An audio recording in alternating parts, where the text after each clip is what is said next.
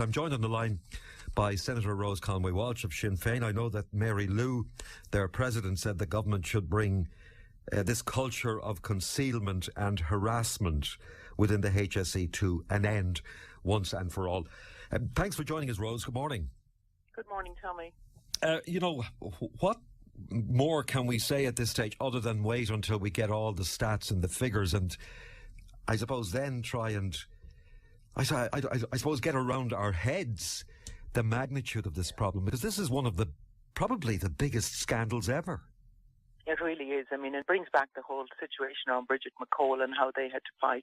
But my main concern this morning, Tommy, is for all of the women across the country, but all of the women across the county who don't know now, who have had smear tests and don't know whether the results of those were accurate or not.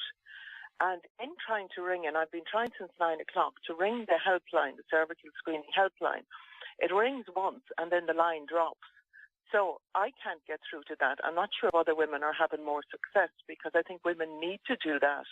But also on ringing the GPs, and I rang my own GP this morning, they haven't been given any guidance as to what to do, what to advise women.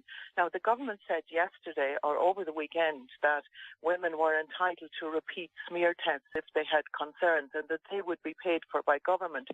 Now, there was something said in there that they would have to pay the GP visits, which I think is absolutely wrong as well.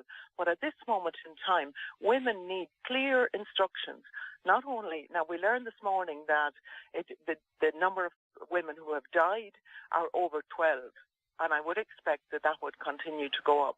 But for the women who haven't been contacted to date, I don't think it's good enough to say, well, wait by the phone and we'll contact the rest of the 206 other women.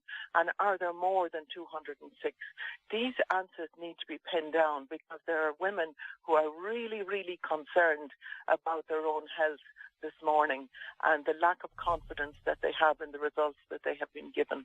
Can we only surmise, Rose, or do we actually know why the HSE kept the information once they realised they had made the mistake from the women involved? Was it because they were fearful of legal action? I think it's absolutely criminal that they've done that. There is no rational reason you would keep a result like that away from women. No rational reason whatsoever. But it speaks to the whole protectionism around the HSE and the collusion between the HSE and government to keep people out, and you see this across the decision making that has been made. And I was questioning this last week in the Health Committee around the models of decision making that are used and the exclusion of people and patients and their input into it. It's almost like the patients are collateral damage. And this has been going on for years. And one of the questions I want you to ask Catherine Dunhill, and this particular thing has nothing to do with her, but I want to know, and I have this question in already, I have it in for a number of weeks, how many people have been misdiagnosed? And I would like if Catherine Dunhill would answer, how many people within Mayo General Hospital or Mayo University Hospital have had misdiagnosis? And how many legal cases are outstanding there? We need to get to the bottom of this. And I commend Vicky Phelan for what she has done. But not only was the injustice done to her of not giving her the information, she found out by accident, for heaven's sake. She was waiting for the consultant to come through and started flicking through her file. That's how she found out that they had known the information all of the time and concealed it from her. And her bravery and her courage in fighting the state on this is so commendable. And you have to remember that it's our money, it's our citizens' money that's used to fight these cases, to bring them. And then they wanted her to sign a confidentiality clause so it would be further covered up. They wanted to exclude her husband from any of it, because apparently it was nothing to do with her husband and the father of her children that she was put in this position. My goodness me, what kind of a country do we live in? Yeah, and I know a few weeks ago we were speaking with David O'Malley, solicitor, about the whole area of medical negligence and the need for, when people get it wrong, to have the decency to put the hand up and say mea culpa And we have to accept that within any health service, the best in the world, I'm sure, Rose, mistakes happen. But it's that ability to say, we made this mistake and we are sorry, and we're not going to pull people through the courts in order to try and protect ourselves.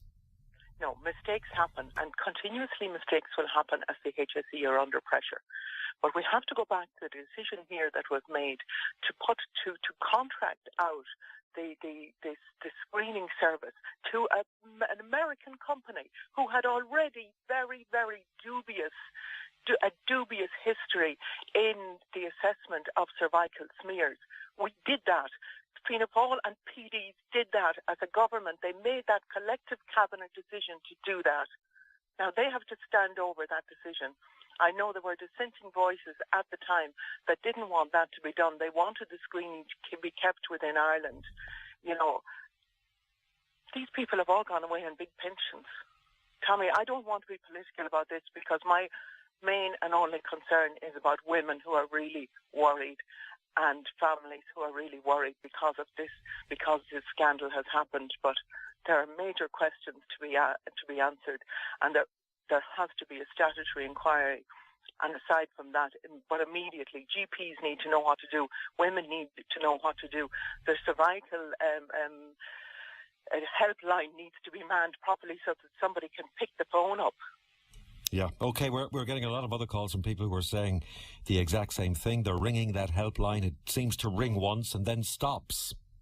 Yeah, I'm requesting the Minister to come into the Shannon first thing tomorrow to answer questions on this. I've no doubt the same thing will happen in the Dáil, but I will be doing everything I possibly can to make sure that people are looked after. OK, Rose, I can almost sense a lot of upset there in your voice, and an awful lot of upset for women generally who are, it's an interesting question, funnily enough, Rose, and we'll finish with this. You know, for somebody, a woman now who's due a cervical check, you know, they're saying to themselves, we've got no confidence now in the system. That's the problem, but I still would encourage women to go and have those cervical tests. You know, people who have been refused, because women will have been refused in the last number even of weeks and months, who would come forward and say, well, I'm concerned that, you know, I may have, you know, I have some symptoms or whatever, even though my smear has shown as being clear. They will have been told by their GP, well, you're not due another one until such and such a date. I would really encourage those women to go back. Go back to your GP this morning and call your GP. They will be getting it. They haven't got the instructions yet. I will be doing everything I can to make sure those instructions get down to the GPs as quickly as possible. But please, like, the last thing women should do is not go for a smear. Okay. They absolutely have to do that.